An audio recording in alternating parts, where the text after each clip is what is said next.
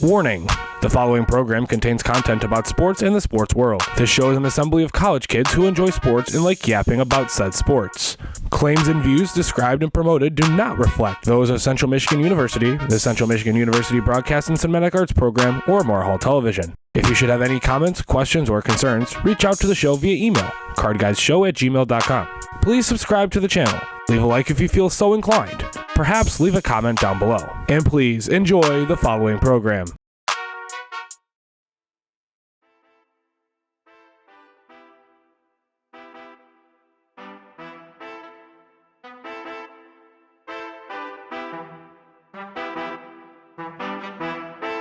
You are listening to WMHW HD1 and HD2 Mount Pleasant, Mountain 91.5, a service of Central Michigan University School of Broadcast and Cinematic Arts.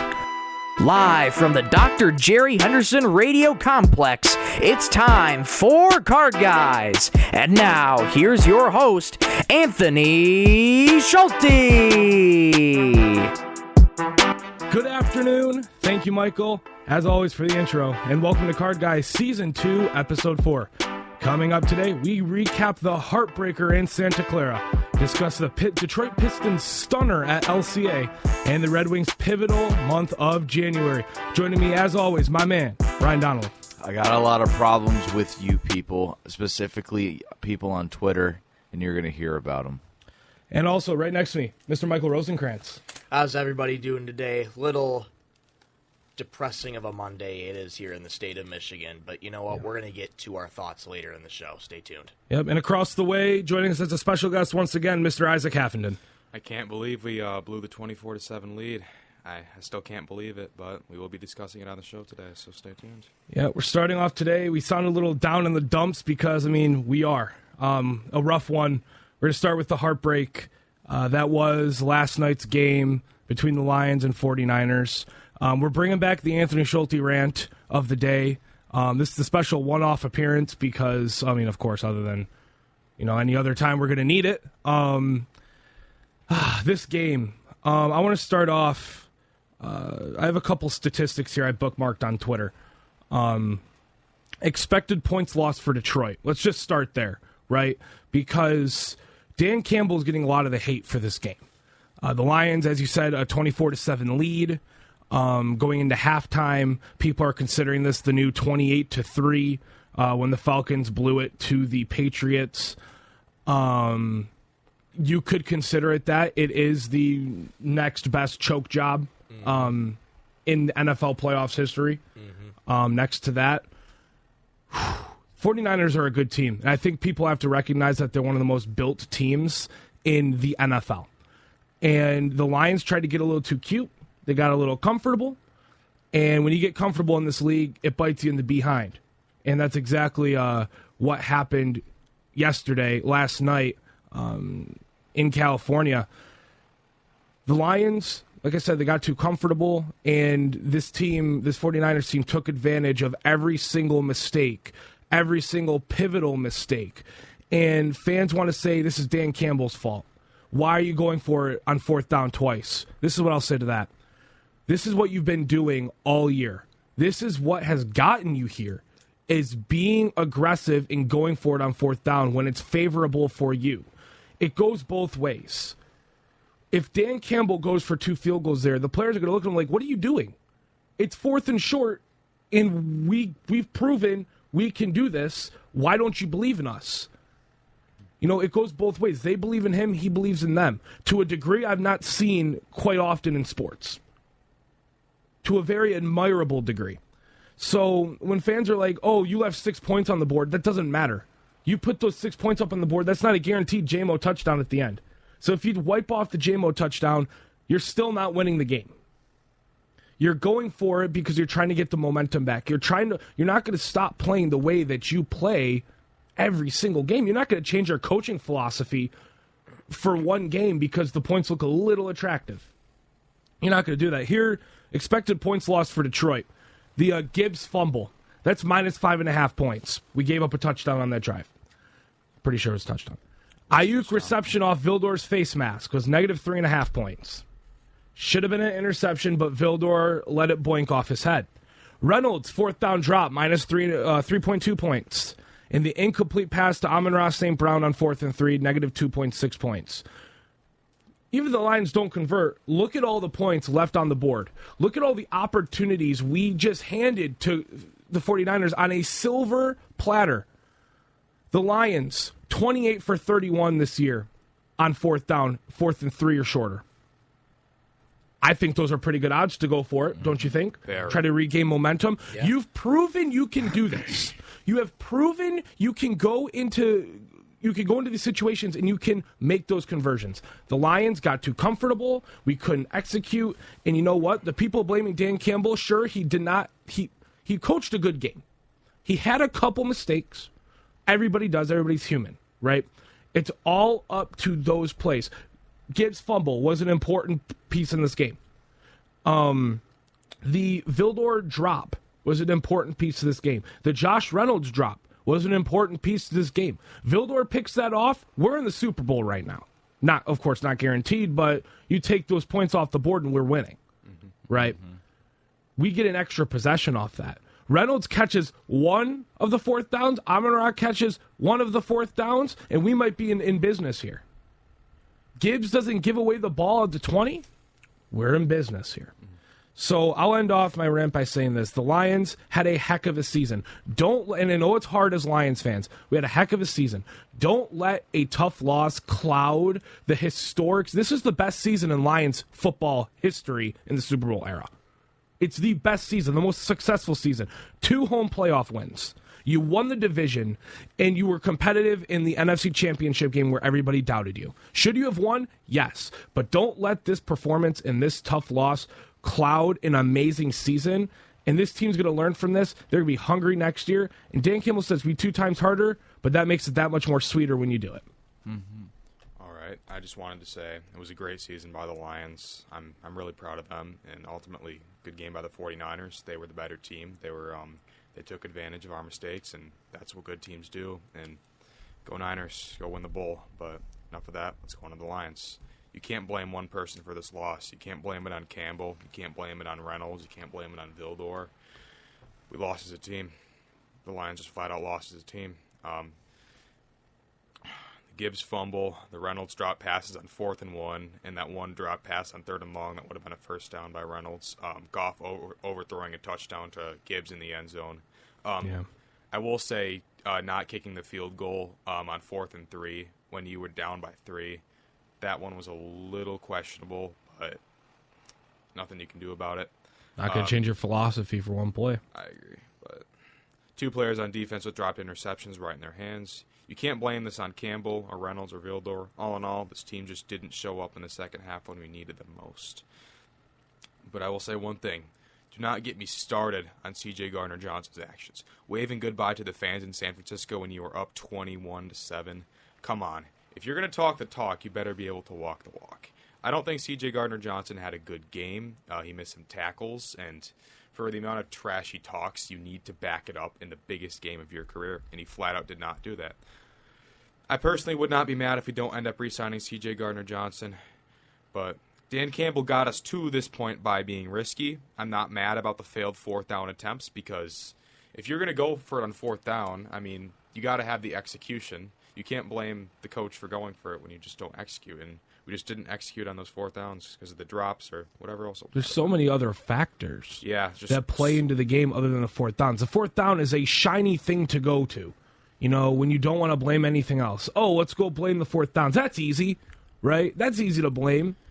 Yeah. Okay, so we didn't make it on 4th down.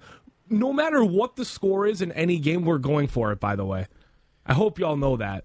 If it's 4th and 3 or shorter, we're going for it. We have a success rate that's incredible. Yeah, Dan Campbell trusts his defense to be able to make a stop if, hypothetically, we don't make the 4th down. But Dan Campbell has trust in his offense, has trust in his defense, and going for it on 4th down just proves that he has trust in his offense to get it. And if it doesn't somehow work, he has trust in his defense to make up for the failed conversion. So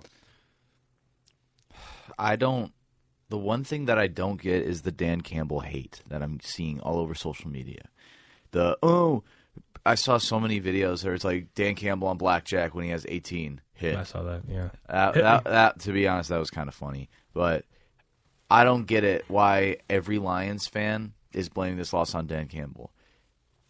You got to realize this man single-handedly turned probably the most cursed franchise in all of sports, professional sports, turned them into a contending team.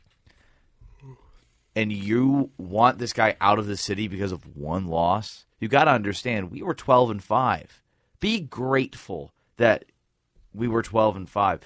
If you would have told me, if I would have told a Lions fan, a diehard Lions fan, that we were going to be 12-5 in 2 years, they would probably kick me out of their home and send me to an insane asylum. Don't forget the 2 home playoff wins and being competitive in the championship. And game. we won, and us winning the NFC North Division for the first time since it was named the NFC North Division.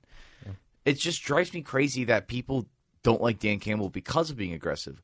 We were in this game. We were in the NFC Championship because of Dan Campbell's aggressiveness. He knows when to be aggressive. Obviously, you won't go for it 4th and 3 on your own 40 or on your own 35. Yes, you can go for it on your 4th and 2, 4th and short on the opponent's 35, 40-yard line because then you'll have the momentum back and you could score.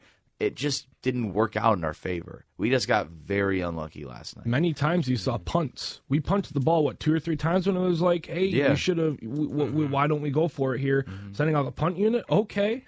We had a Michael Badgley field goal from 26 yards or something. We could have easily gone for it there, but we decided to take the points, right? He knows when to be aggressive, when not to be aggressive. Those plays are made no matter the circumstance. And it's simply because, and it's also that Kyle Shanahan outcoached him in the second half. Mm-hmm. He saw a spark in this team.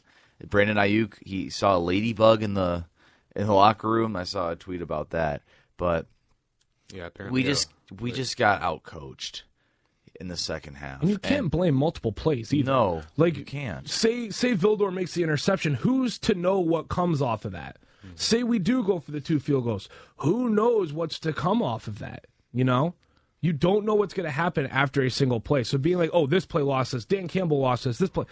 Sure, in hindsight, sure, you could play Monday morning quarterback and call a perfect game. The game is based off momentum and what happens. You don't know what can happen at any point in a football game. That's what makes this game so beautiful. And everybody said the way that the Lions would win was playing a full 60 minutes. We played a perfect 30 minutes. Yeah. We did not play 60 minutes. And Vildor, I do not want to see you play for the Lions ever again. You make me so mad. Yeah, this game was really a tale of 2 halves. I mean, I think it's fair when all Lions fans say that I certainly didn't expect the first half to go the way it did. But the 49ers, again, are a phenomenal team. And I'm sure in that locker room, Kyle Shanahan told his guys to relax. We're going to find a rhythm, do what works for us. And already they came out guns blazing in the second half. And before that final Jameson Williams touchdown in the end zone, 27 unanswered points at that time. Yep. 27. From a fan perspective, obviously rooting for the Lions, but from a football perspective, when I said I expected the 49ers to win, it wasn't like this. I definitely did not expect to win them like this, and that's what makes this game, unfortunately, more heartbreaking. But Isaac, you hit the nail right on the head. This is not on any single coach. This is not on any single player. This is on the entire team for just being unable to execute. When we needed to make plays, we unfortunately couldn't do so, whether it be the Reynolds drop, the Gibbs fumble. I really think once that Gibbs fumble happened, you and I were talking actually off air after the game last night before we got our notes ready for the show. That was the big domino effect. That's what started it all. That's when you could feel the momentum just switch all the way to San Francisco's side. And right then, in my head, I wasn't going to say it out loud with our watch party we had going on. But in my head, I was like, this is really happening, isn't it? This is how it's going to happen. We just It lion. just felt like the dagger. I mean, I know we weren't down I know we weren't down when the fumble happened. I was just like, this is the ultimate momentum killer. This is what San Francisco needed, and this is what they're going to capitalize on because they're a good team and They are a great team. And they have the experience, too. they have playoff Absolutely. experience. They have the They have- playoff experience. 2 years in a row of playoff heartbreak, and they used that heartbreak, remembered at halftime, and said, hey, we can do this, and they won. This is the best turnaround at halftime I've seen since, frankly, Bobby Boucher showed up at halftime at the Bourbon Bowl. It just shows you that, you know what, the Lions can bounce back from this. The Lions can take this and learn from it just like the 49ers. Use it as fuel. Use it as momentum. You know, the 49ers got their hearts broken, and they came back and they did this. Right now they're going to the bowl. Hopefully they win. The Lions can do the same thing. Mm-hmm. And this gives us playoff experience now. This is the experience that you need to win Super Bowls. Absolutely. And you know what? I think this loss, it keeps the window open just a little bit more. Because you're going to have guys that are hungry to win. You're going to have guys that want to come here that are hungry for a Super Bowl. And Dan Campbell's the right coach for it. Go ahead. One more thing. I'm going to make this quick. Next year, it's going to be harder. We have the AFC South and the NFC West. Outside of maybe Jacksonville, Indianapolis, Arizona, Seattle, and the Tennessee, it's going to be tough. Hey, I count 12 to 13 wins, honestly. I counted 12 to 13. I counted 11 to 12. We know that we can be competitive. We have the competitive edge. We have the aggressiveness. But it's how can we be aggressive against like the Houstons, the Dallases? Our division's going to get tougher. I think we can squeeze out another division title next year, but it won't be easy. You just have to fill out those holes. There's so many holes on this roster. You fill them out, and all of a sudden you're looking at a scary football team. Dan Campbell knows how to make a complete football team, and I have all trust in him. He's the first ever Lions coach that I actually trust, and let's just hope next year we get better. Tell me you didn't trust Jim Schwartz. Nope. Jim Schwartz, Jim Caldwell, Matt Patricia. I miss Caldwell. I miss Jim Caldwell. There was a time where I trusted Matt Patricia to hopefully fix this team. I liked his beard. And then at the Eagles time. game happened, and then we all jumped off that bandwagon. Yeah. Before we move on to our next topic, we're just going to go over the Lions are playing for the right to play the Chiefs. The Kansas City Chiefs did beat the Baltimore Ravens on the road, 17-10, if I am not mistaken. I don't have the score. That's the right score. I thought it was 17-10. Oh, yeah. I forgot It the was last. 17-10. Tucker hit that field goal. Yep. The Taylor Swift Bowl commences. Get ready to see her all over your timelines, all over the promotion, all over the game. I wouldn't be surprised if either they kick off Usher or he welcomes her on stage. Get ready for that, folks. We'll have more Super Bowl coverage as the game nears closer. We'll talk a little bit more Lions offseason later in the week. We're going to move on, though, and we're going to kind of bring up the spirits a little bit, at least for me. You know, we're all down in the dumps today. It's obviously a tough day for all Detroit sports fans. But if we're looking glass half full, the Detroit Pistons won in stunning fashion against the Oklahoma City Thunder. You can see on your score ticker down there at the bottom of your screen, 120 to 104. The Detroit Pistons dismantled the West's #1 seed. And before any of you say this, before any of you think this, you listening out there, just because the Pistons won does not mean the Lions lost. That is the most annoying thing I've seen all over social media. Is because a basketball team won is because the football team lost. If you want to think with that logic, 1, stop being a fan. 2, because the Red Wings won, we lost. Because Central Michigan beat Western, we lost. And because Michigan won the national championship, the Lions lost. With that logic, doesn't that sound a little crazy? Right? Sure, the Pistons have had a bad season, and the Lions had a good season, but don't give me that you-know-what, because I'm not dealing with it. The Pistons won does not mean the Lions lost. Anyways, I wanted to get that off my chest. The Detroit Pistons were fun yesterday, weren't they? We were watching them. First, they're on the main screen. Then they got booted to the second screen for football due to my subscriptions. It was just easier to do it like that. The Pistons, Jalen Duren. Let's talk Jalen Duren for a second here. 20-20, his first 2020 game as a pro in his second year. 21 rebounds is a career high. 6 assists is a career high. And his shot selection was just immaculate. That spin move he has in the post is nearly unguardable. I'm absolutely loving how that's been developing. And this team just played well. Now, a lot of people are a little bit confused, perchance, because we get murdered by the Wizards, and then the next day we take on the West #1 seed and we dismantle them. And it just so happens we lost with Cade and won without Cade. This is what I'll say to that. Cade Cunningham was out 3 weeks. Cade Cunningham had to readjust to the speed and pace of NBA play. Therefore, you have a lot of turnovers. That happens to every single player that's a playmaker that's been out for a while. That's going to happen. You're shaking off the rust. This team, for 3 weeks, found their mojo and started to groove without him. That happens with any team. You can catch fire like that. And guess what? You insert Cade back in there, who's such a ball-dominant player. It changes how Monty coaches. It changes how you play the game. And you might not win the easy ones with like that. But then you go back to the group that you've been gelling with, how he's been coaching when we were winning games. I can't believe those words just came out of my mouth. And you won a game. So that's how that happened, in my opinion. I'm happy with the Pistons. We pulled off a win we shouldn't have. And you know what? It gives me the confidence that, you know what? We might not be favored to win every game, but we sure as heck can try, and we might pull off a miracle.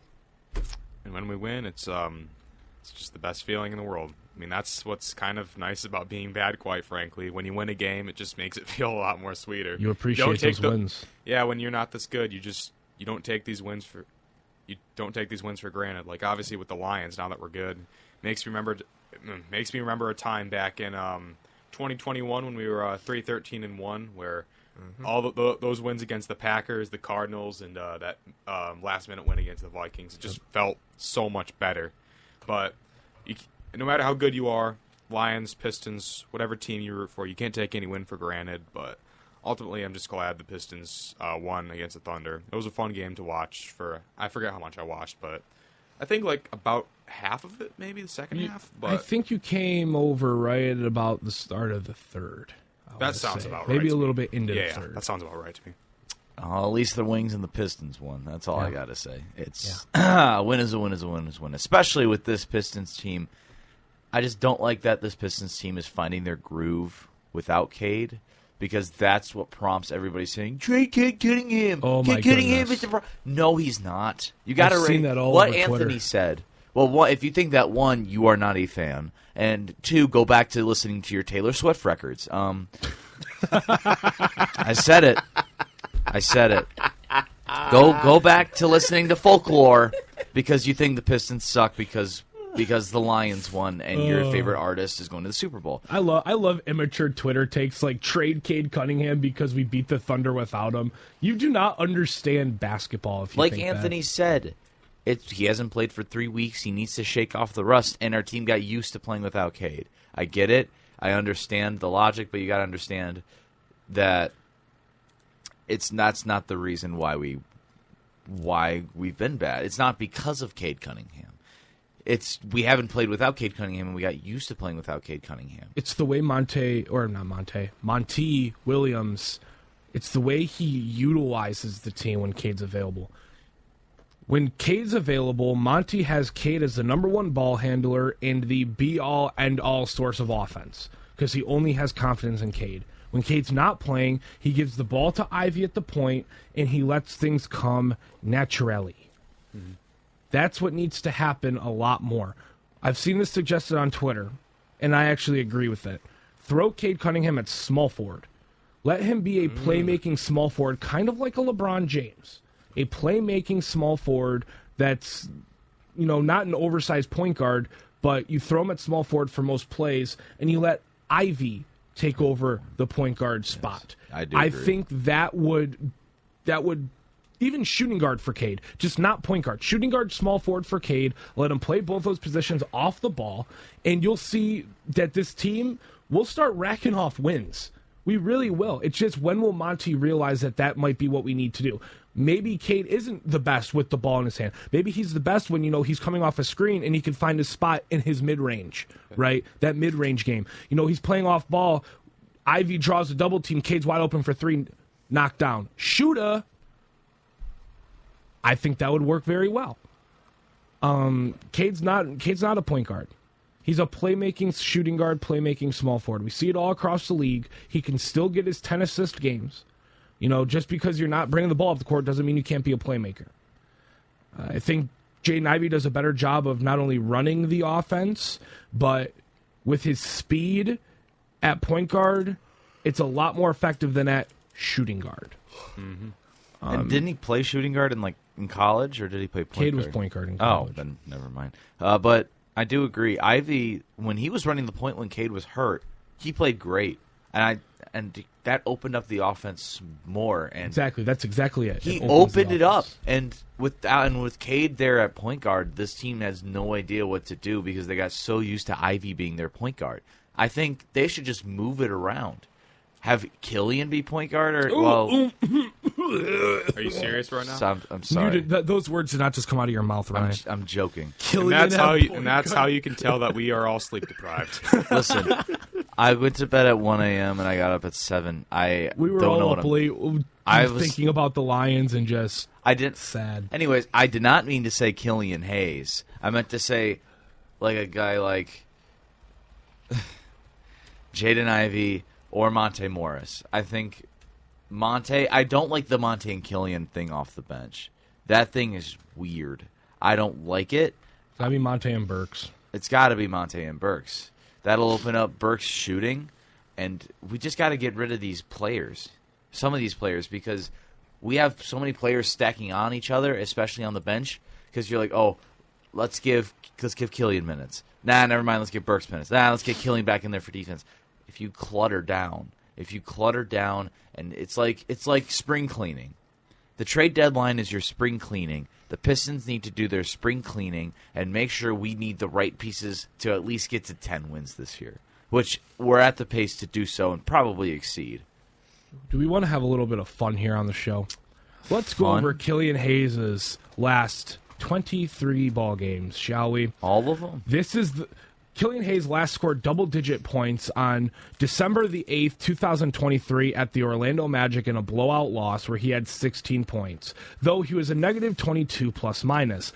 Let's go on a little roller coaster. If you're watching on YouTube, if you saw me almost throw up, I was looking at these stats. I took the wonderful trip down Killian Hayes' basketball reference, which if you want to have a good laugh, go to that page right there. 6 points, 6 points, 5 points, 2 points, 2 points, 0 points, but he was a +1. 8 points, 2 points, 0 points, 2, 4, 4, 5, 4, 8, 2, 2, 6, 2, 2. What have I done? What is Killian Hayes, bro? Hold on. I am going to actually, there's a little tool here. I'm going to go over all these games. He didn't play in 4 of those games, by the way, since December the 11th. His field goal percentage is 35% in those games, and his three-point percentage is a Ausar Thompson-esque 16%. Oh, good gosh. And he has a average plus-minus of minus 6.8. He is a whole touchdown negative for us. A touchdown negative. Oh, my goodness. He's averaging 3 points. He's averaging 5 assists. Which helps. I mean, he's dishing the ball out, but I mean, you're playing how many minutes a game? You're playing. Oh, he's only playing 20 minutes per game. That's a general surprise. So the assist to turnover ratio, he only averages a turnover and a half a game, and he averages about 5.6 assists, which when you look at it, that's not too bad. But that's not what we need from him. We need him to be what we thought he was going to be. Yes, give us those 5 assists, but we also need 10 to 15 points from you on good shooting. Yeah. That's why we drafted you at number 7. Instead of, Obi Toppin, Tyrese Maxey, Tyrese Halliburton, Bain, Tyrese Halliburton, Cole Anthony. I mean, the list goes on and on of all NBA caliber Desmond players Bain. that we just passed on for Killian Hayes. He's a big negative. He had 2 points last night. It was on a contested mid-range. He gets his contested mid-range per game, which is it's funny to see. It's funny to see. You're always guaranteed to see one Killian Hayes contested midi go in. If we could trade Killian Hayes for something, my flowers go to Troy Weavers. A second-round pick in 2029. Honestly, I could see him in a Zach LaVine deal. A rumored deal is Zach LaVine. Well, what I want from the deal is Zach LaVine, by the way, is the best player we can get by not giving up one of our core 4 assets. That's Cade Cunningham, Jalen Duren, Jaden Ivey, Austin Thompson. He is the one player that you can get that's all-star caliber, averaging 20 a night, that won't cost you one of those guys. Yep. It'll probably cost you Killian Hayes, James Wiseman, and a second. And you get, hopefully, LaVine and Andre Drummond. What a time to be alive if Andre Drummond comes back to this team with Zach LaVine and we put together a 15-win season. But how many minutes do you think Monty will play Andre Drummond? He loves his Mike Muscala. He also loves to bench good veterans and not play them. So Danilo Gallinari is a great example. Brother does not. I think I've seen him play once. He played like 2 games for us so far. It's sad, but You gotta play him. the Pistons, they won. They're next in action on Wednesday at Cleveland on Bally Sports Detroit. We're not going to talk much Pistons, if any, on Wednesday, so there's that for you. Wednesday night, the Pistons are back in action. Hopefully they can make it 2 straight. We're on a one-game winning against streak. That's Cleveland. good for me. We're on a 1-game winning streak. We're going to move on to a little bit of Detroit Red Wings hockey, because what a month of January, folks. 9-2-1. They are 5th in the Atlantic Division, and they jumped up when they needed to jump up the most. It is a tight race in these NHL Atlantic Division standings. The Red Wings, obviously, 5th place, and it is tight in this Atlantic Division. Just to put it in perspective, the Lightning have 59 points at 27, 18, and 5. The Maple Leafs, 25, 14, and 8 with 58 points. And the Red Wings, 26, 18, and 5 with 57 points. This is probably the most intriguing standings cluster we're going to have all year going down the stretch. Mm-hmm. The Red Wings need to put together some of their best hockey, and it is going to be against some of the toughest opponents in the NHL. This is when we see if the Red Wings are made to be in the playoffs or not yet. Mm-hmm. I think we are, once we get Patrick Kane back. Is he back yet? No. I think he'll be back after the All-Star break. He should be back after the All-Star break. We take the All-Star break. Hopefully we can win 1 or 2 more games until the All-Star break. And, we have 1 game left until the All-Star break. 1 game left. Wednesday night against the Senators. Senators. That's right. And then we don't play for a little bit of time until February 10th. Yep. Wow. We get like 3 days off coming out of the break. We need that. We need that. Those days off. Perfect time for the All-Star Get healthy. break. Give Lions some time, man.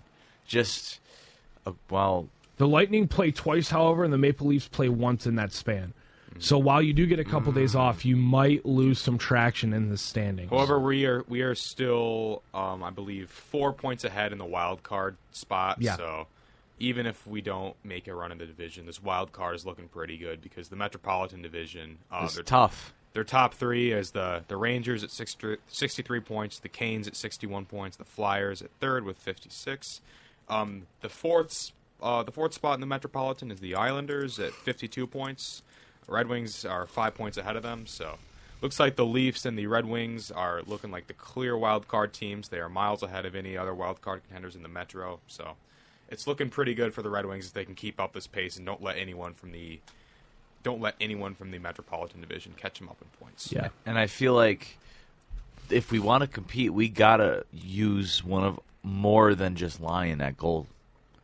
Reimer needs some spots to shine, and we just called up Husso on Saturday from Grand Rapids. Oh, good old Billy Husso. Although I don't like him, I think he's a good backup. He's not a starting caliber goalie. I'm tired.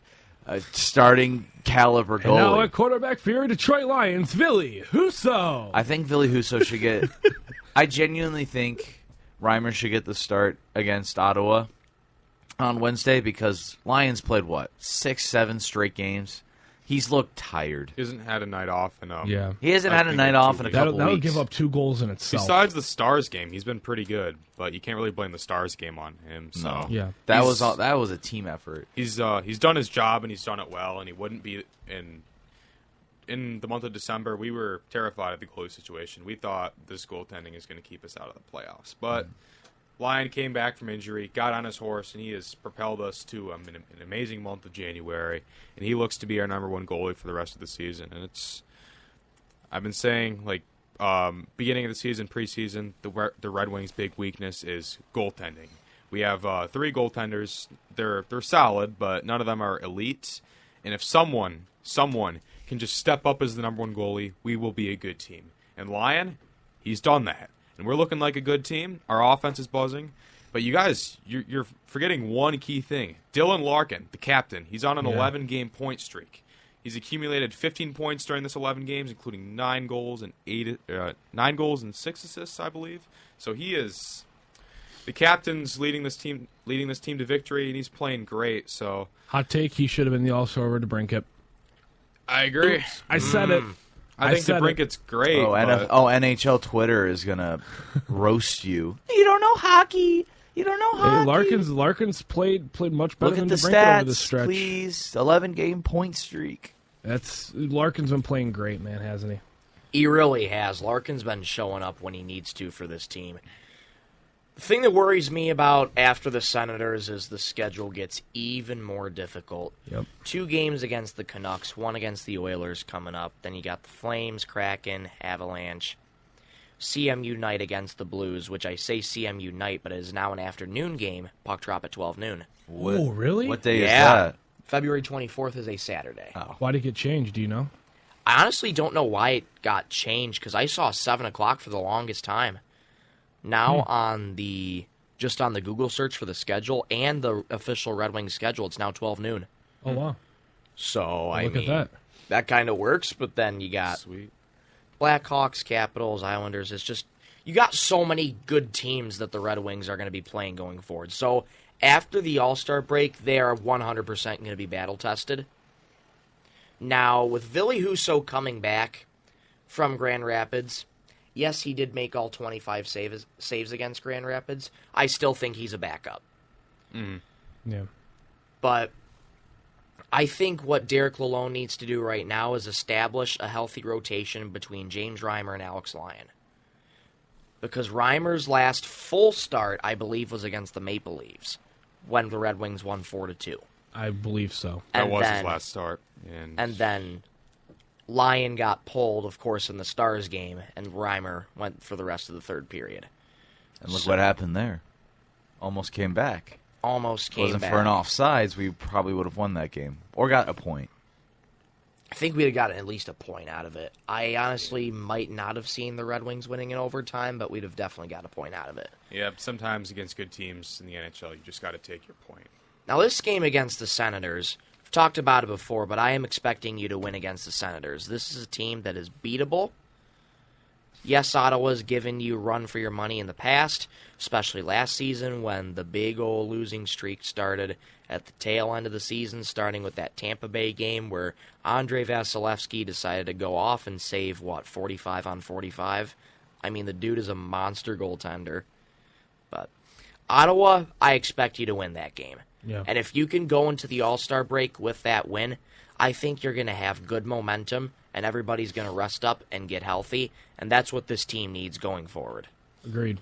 I do think Ottawa, every time Ottawa plays Detroit, they treat playing Detroit like their Stanley Cup, because frankly, Ottawa's not good, and they've taken some cheap shots at Larkin. They don't like us, and we don't like them, so they take these games against the Wings pretty seriously. I do. I think we played Ottawa once in Sweden. Yeah, once that was at the beginning of the heartbreaker. year. This is our third time playing the Ottawa This Senators. is our fourth time playing them. Fourth? Yep, this is our Did we last play time. them in Sweden twice? Nope. We played them right after the San Jose game where we lost in overtime. Oh, yeah. So this is our 4th time playing Ottawa. After this, we won't be seeing them again this season. So let's take care of them one last time.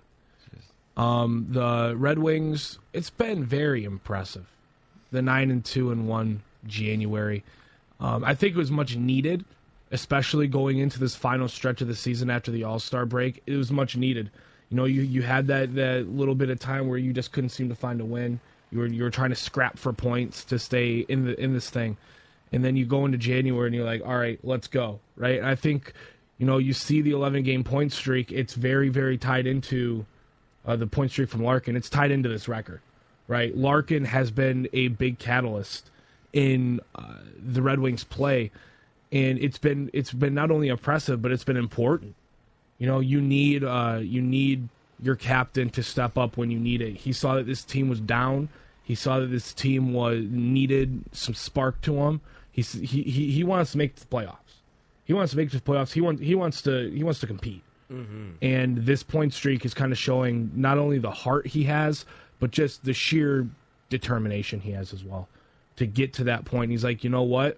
The team's struggling, but let me put them on my back. Let's get to work, right? Mm-hmm. Kane got injured during that time. He's like, all right, let me get to work, right? And it's led to Red Wings wins. So we talked a little Lions. We talked a little Pistons. We talked a little Red Wings. The Lions, it was a stinger. It was a stinger for Detroit. We're all sad this morning. I'm sure all of you watching at home are disappointed, sad, heartbroken over the loss. Again, 34-31, the 49ers did take that game. It'll be 49ers-Chiefs in the Super Bowl. I will not be watching. And this is the most unattractive Super Bowl since 49ers-Chiefs. This is the most boring Super Bowl I'll probably ever see. I wouldn't say it's the most boring Super Bowl. This is actually a good matchup. It's a good matchup, but just nobody wanted this. They're teams that nobody quite likes. Here's the thing. I don't like the Chiefs because of a few people. And I don't like the Niners because they just dominate every year. I don't want anybody to win henceforth. I prefer the Niners to win. Because we want to lose to the champs. I want to lose to the champs, and plus I don't like some people on the Chiefs. It's not one some person. Chiefs associated folks. Some people that are tied into one Patrick Mahomes and one Travis Kelce. It's not one singular person. I'm not singling out one person. It's multiple people, and I'm not going to say their names, but I just want the Niners to win. Just imagine.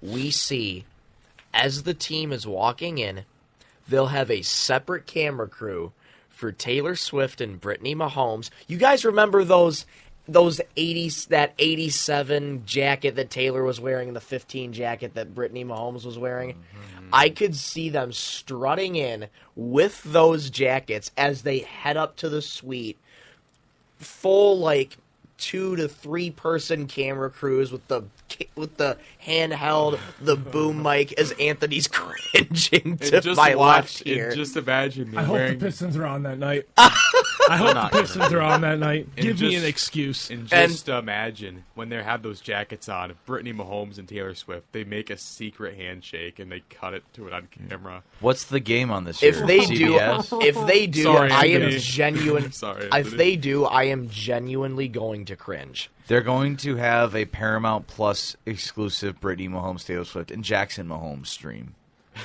Oh, God. That's why I said few. I named those cam. 3 people. I might need to watch that just for to cause. Some I had pain an and suffering to enlightening myself. conversation yesterday. A very smart conversation, we'll say. And I was told, who was Travis Kelce before Taylor Swift? And I audibly laughed. And I said, let's 7 see. straight 1,000-plus yard receiving years. Oh, wait, when he started dating Taylor Swift, it's the first time in 7 years he hasn't had 1,000 yards receiving. So who was he before Taylor Swift? I guess we'll never know. I guess the greatest tight end since Rob Gronkowski? I don't know. Maybe. Wait, who is Travis Kelce? I never heard of him before A Taylor great Swift. blocking tight end? I don't know. A great I've never receiving heard of I don't tight know. end? I think he Before- was kind of like Brock Wright beforehand. Oh, He's kind of like a Brock Wright. He was Brock Wright-esque. I think he's the best tight end in Chiefs history since Tony Gonzalez, and he was, I don't know, deemed one of the greatest tight ends of all time. I don't Hey, know. I've never heard of this. But who is I've Travis never heard of Kelce? this dude. I don't know since him. before our almighty Taylor Swift started dating him. Honestly, Ryan, you said this. Multiple people said this on social media. Lamar Jackson, you failed America, buddy. he failed. You failed America. One job. You have one job. And here's an interesting tidbit. What do you guys think? Taylor Swift counter during the Super Bowl. Do we do one for the show? Yes. Let's do it for the people. We should do a Let's live. do it. Let's You do want it to closer do? to the Super Bowl. Let's do. You want to do like a little mini Super Bowl prediction and plus a little Taylor Swift counter over under type. That would be Type amazing. I think that would be a lot of fun. Might have to put some money on that one. Oh I need boy. to actually make that a parlay. I think that'd be a good parlay. The Super Bowl, regardless of the teams in there, it'll be fun. We'll have some fun with it on the show. Before we hop off air, I do want to bring up this fun little tidbit I found out yesterday night. I saw this, or last night, yesterday. It's early, folks. Here's a tweet, a stat that I thought was pretty cool, and I want to share this with the folks before we hop off air. The Philadelphia Warriors, yes, the Philadelphia Warriors played a stretch of 5 games in a row on January 17th through January 21st, 1962. Wilt Chamberlain played every minute of each game. His averages, 55 points, 25 rebounds, and they won 4 of the 5 games. Wilt Chamberlain But was did he a date beast. Taylor Swift? Oh, I guess those are invalid stats, aren't Sorry. they? Oh, man. Wilt Chamberlain, one of the greatest players of all time. Sorry. But that I mean, is... He dated others. Lots of others. Yes, More than Taylor Swift. That's Yeah. something. That's a stat. All right, that's all we have for today's show before we get kicked off air. Thank you for tuning into Card Guys Season 2, Episode 4, 91.5 The Mountain, YouTube, and wherever you get your podcasts. Tune in Wednesday when we discuss some Detroit Tigers baseball and look at what's next for this Detroit Lions team. For my good buddies, Ryan Donnelly, early. Michael Rosenkranz, and Isaac Caffin as we're limping down the final stretch, I'm Anthony Schulte saying so long, everybody. Love you, Mom and Dad. See you Wednesday. Cole Keith, I love you. Thanks for re-signing.